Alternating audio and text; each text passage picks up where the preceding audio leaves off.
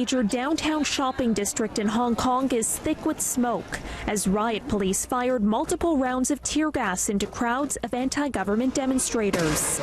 Thousands of protesters are still on the streets as discontent with their embattled government rumbled on for a 9th consecutive weekend.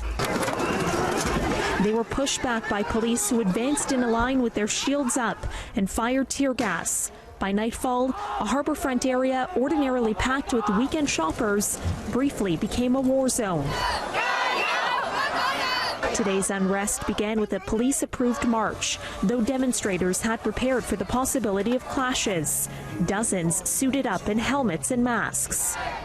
Some protesters veered off the route, storming a nearby highway and briefly blocking a tunnel under the city's harbor. We don't have any organization today, so no one can tell anybody where they're going. They're just, we are deciding our destination ourselves.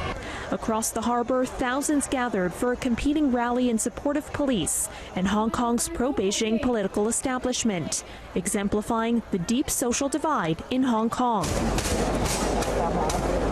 As the sun began setting, the city disintegrated into violence. Demonstrators vandalized a harborfront police station, even setting a fire outside the entrance. They cheered when the fire burst into a small explosion. The protests, which began in early June, have thrown the Chinese-controlled city into turmoil. They started over a now-suspended bill that would have allowed extraditions to mainland China. But they've become more unruly, with demonstrators increasingly unfazed by escalating police tactics and the threat of arrest. Powering these protests is anger at Beijing's rule.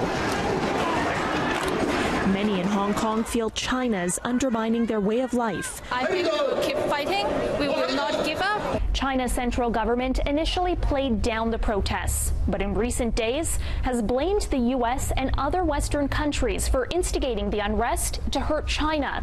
The Hong Kong government and police now under pressure from Beijing to restore order. But more protests are set for tomorrow, and demonstrators have called for a general strike on Monday.